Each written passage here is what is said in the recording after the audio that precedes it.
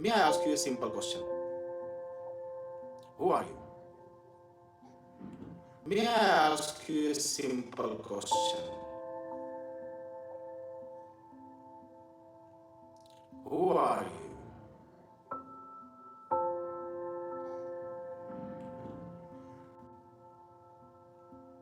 Who are you?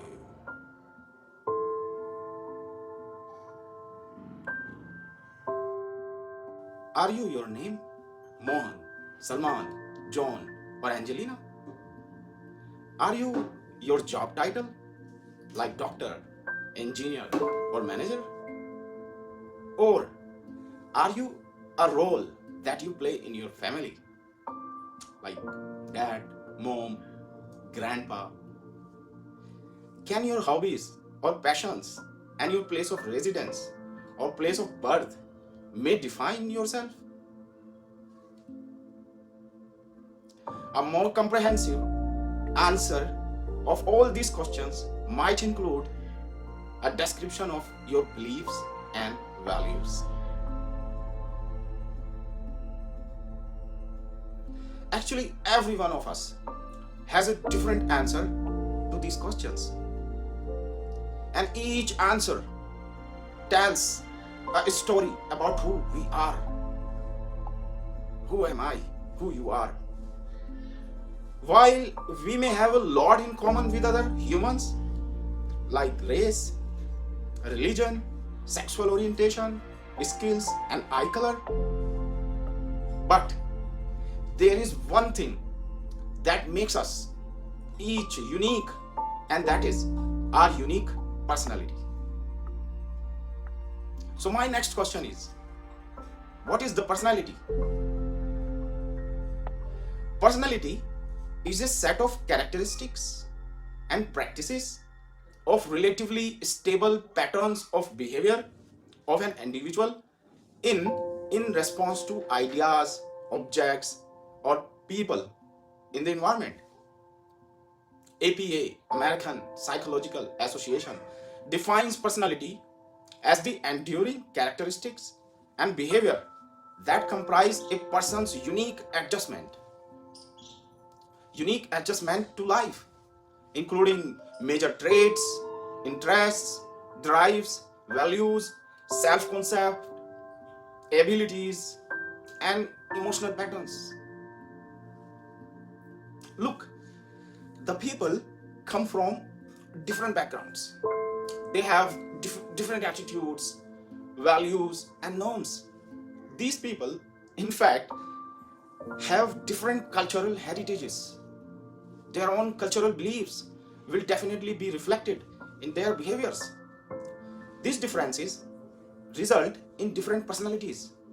These differences are deeply reflected in people's distinctive patterns of thinking, feeling, and behaving.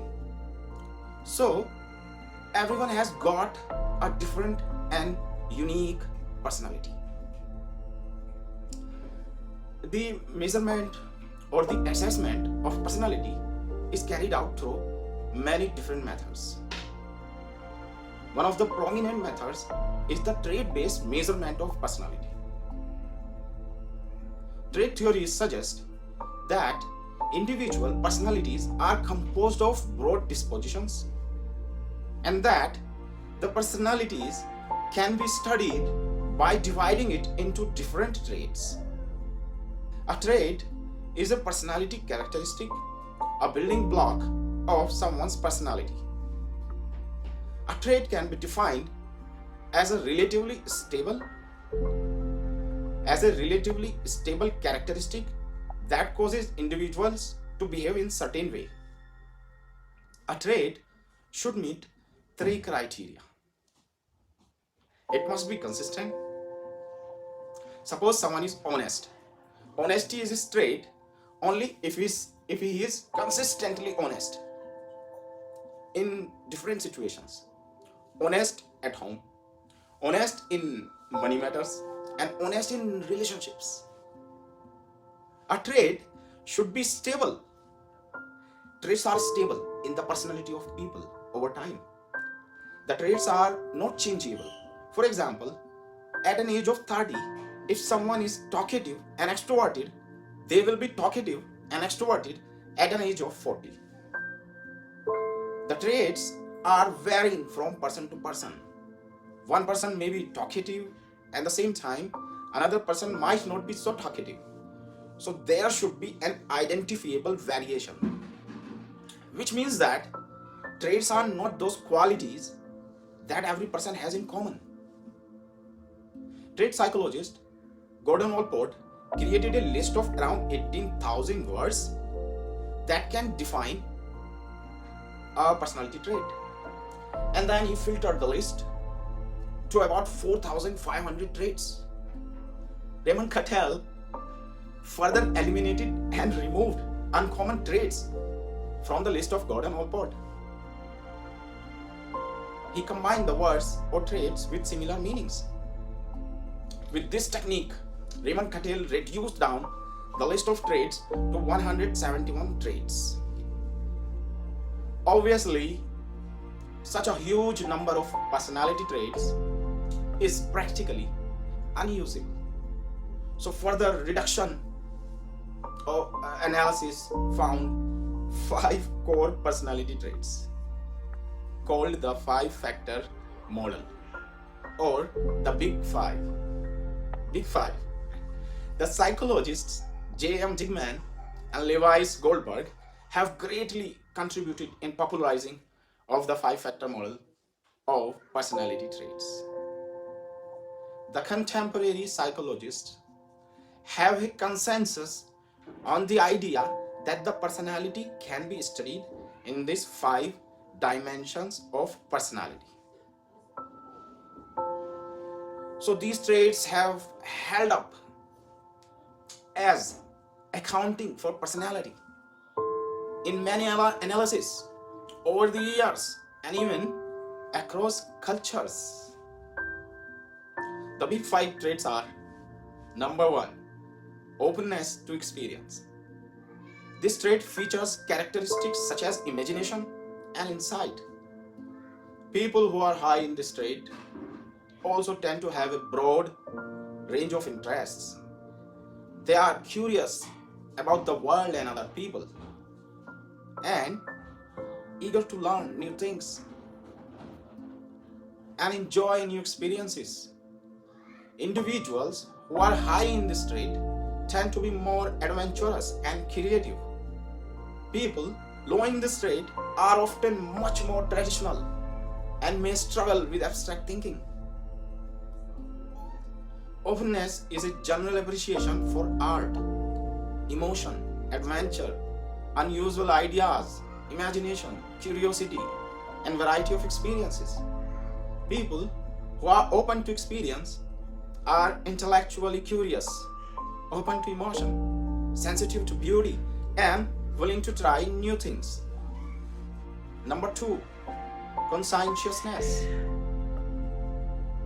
Standard features of this dimension include high levels of thoughtfulness, good impulse control, and goal-directed behaviors. Highly conscientious people tend to be organized and mindful of details. They plan, think about how their behavior affects others, and are mindful of deadlines.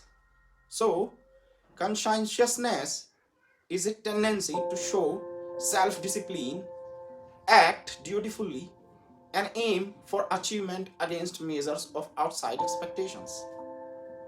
It is related to the way in which people control, regulate, and direct their impulses.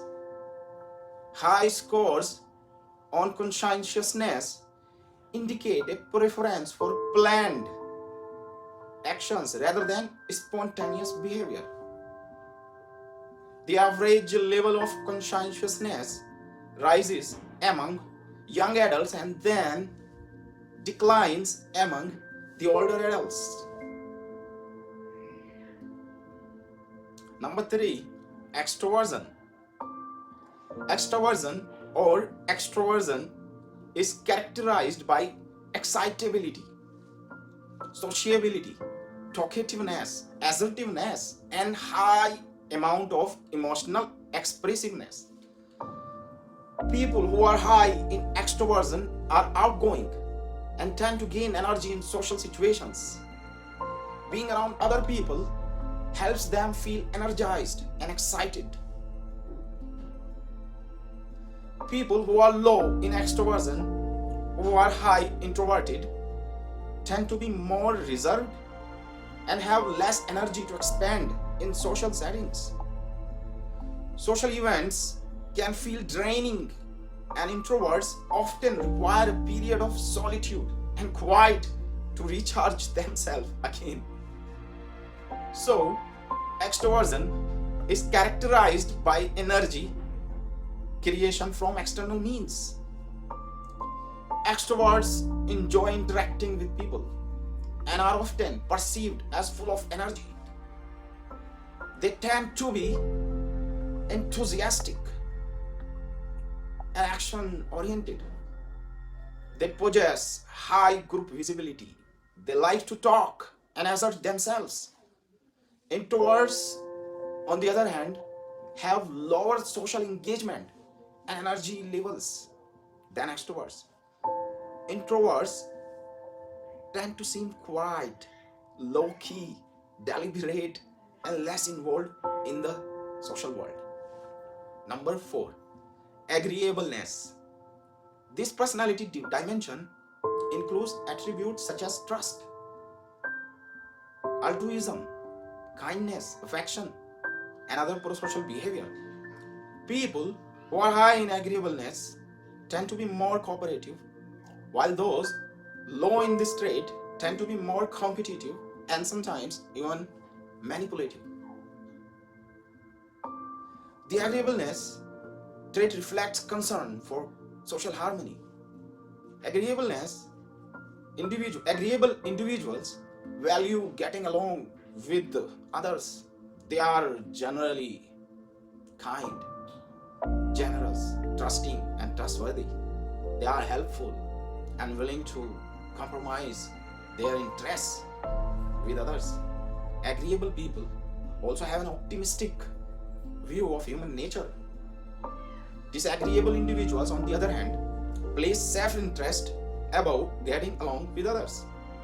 They are generally unconcerned with others' well-being, and are less likely to extend themselves for other people for help. Sometimes their skepticism about others' motives causes them to be suspicious, unfriendly, and uncooperative.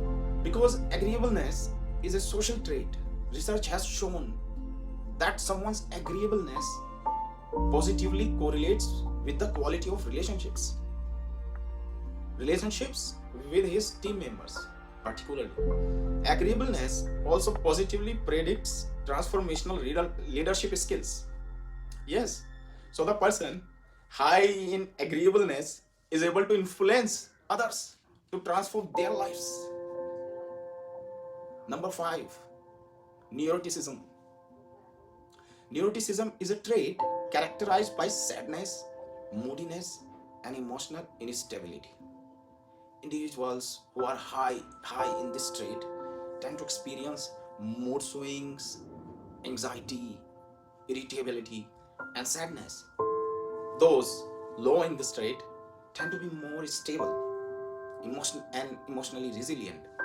So, neuroticism is the tendency to experience negative emotions such as anger, anxiety, or depression.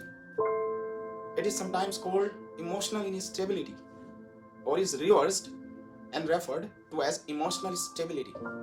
Neuroticism is interlinked with low tolerance for stress or aversive stimuli. Those who score high in neuroticism are emotionally reactive and vulnerable to stress. They are more likely to interpret ordinary situations as threatening and minor frustrations as hopelessly difficult. Their negative emotional reactions tend to persist for unusually long periods of time, which means they are often in a bad mood. A study found out that those who score high on neuroticism may also display more skin conductance reactivity than those who score low on neuroticism. Yes, guys, even the skin can be affected with this trait. So, guys, these were the big 5 factors, often abbreviated as OCEAN. OCEAN. OCEAN. You can remember it with that name. Remember that the 5 traits are largely independent factors of a personality. So, every individual might have all of the 5 primary traits, but in different degree. So, like primary colors, they can be mixed in countless combinations to form a whole unique personality. However, also like colors, one trait may dominate in describing an individual's personality. At present, the Big 5 personality test is broadly used in the recruitment and selection process. Selection process of the public sector and private sector companies. If you want to measure your personality, on a Big 5 scale, download the Big 5 inventory, the link of which is given in the description of this video. I hope you like this video. Take care.